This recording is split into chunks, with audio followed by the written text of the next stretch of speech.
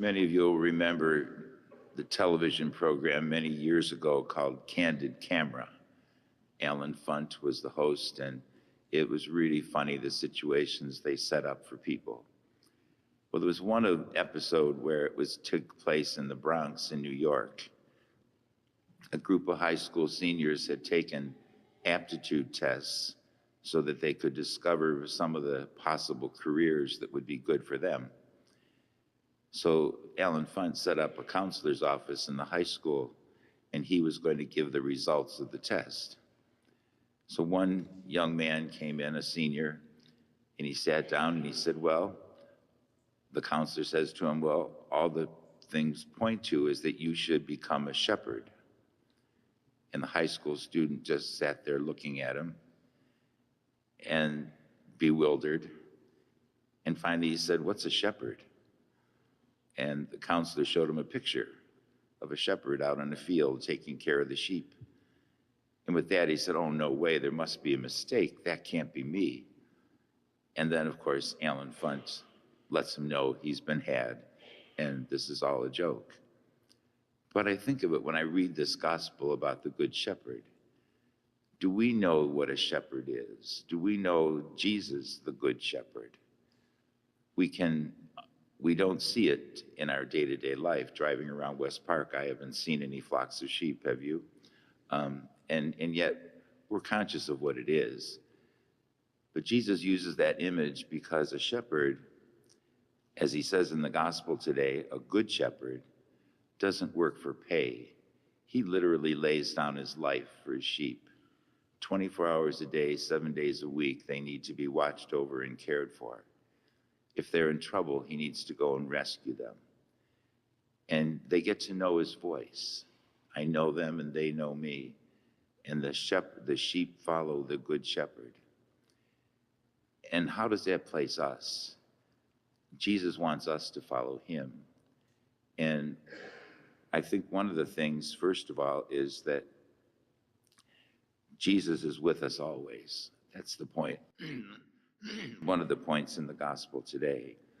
I know mine and mine know me, and I've come to lead them to the Father. And he will even give his life and die for us so that we can reach that destination. He is the good shepherd, always watching over us. And then the other point is, he says that all of us, in a sense, even though we're the sheep, are called to shepherd as well. We need to reach out to others who are in need and show them the love of Christ.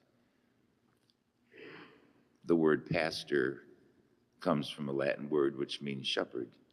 I'm called to shepherd this parish.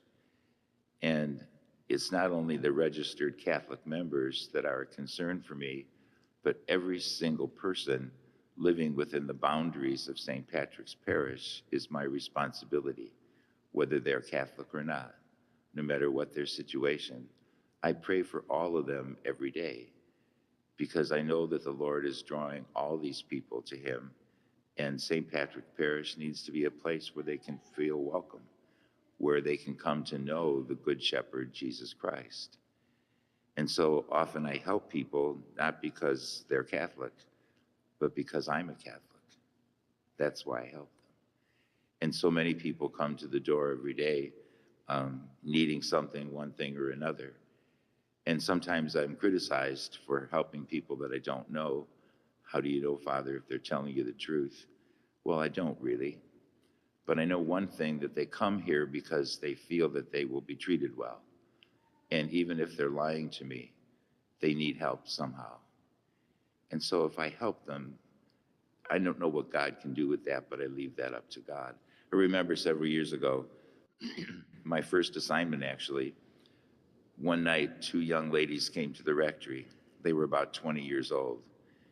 And their story was that their mother was in Arizona and she was dying, and they had to get there as quickly as possible.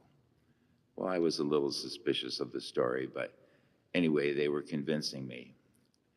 Their car was loaded up with all their stuff, and they said they needed money for gas and they needed food. So I gave them food from the rectory. I gave them money for gas. In those days, I think gas was 90 cents a gallon, so it wasn't too bad. so that they could drive to Arizona. And after they left, I thought, well, I hope that they get to reach their mother, if there is a mother that they're trying to reach. Time went by, and 2 years later, one of them came to the door again of the rectory. And she said, Father, I can't live with myself any longer. She said, that night when we came, the whole story was a lie. We just were trying to find an easy place to get some money. And she said, you were so kind to us, and I can't get that out of my mind, and I had to come back and tell you I'm sorry. I was so touched. It turned out that she joined the parish and actually went to our RCIA and became Catholic and was a fine member of the parish. And I think back that I could have just said, I don't believe you, and let them go. But you never know what the Lord is going to do. It might take a couple years sometimes, but you never know what the Lord is going to do to one good thing that we do. As a shepherd, I have to defend the church. I can remember in my first assignment as well,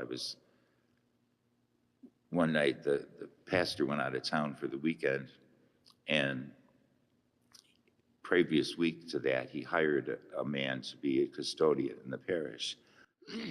Neither one of us knew this guy very well, but he worked the whole week. And then he came to the rectory on Saturday morning, and he wanted his paycheck. And I could tell that he was a bit intoxicated.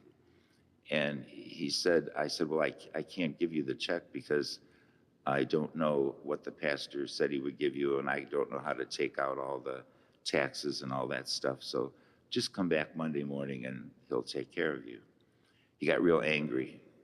He said, I want my pay. I worked all week and I want the money and I want it now.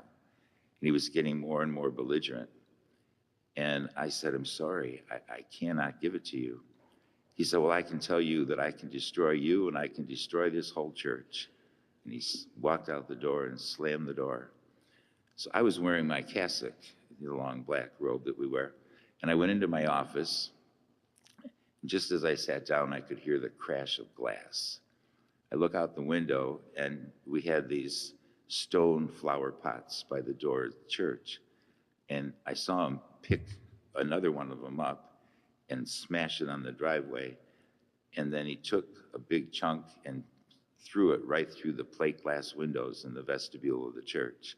We had these windows that were probably about 12 feet long, and he threw it, smashed the glass all over. I picked up the phone to call the police, could hardly talk. I was so upset that he was destroying the church.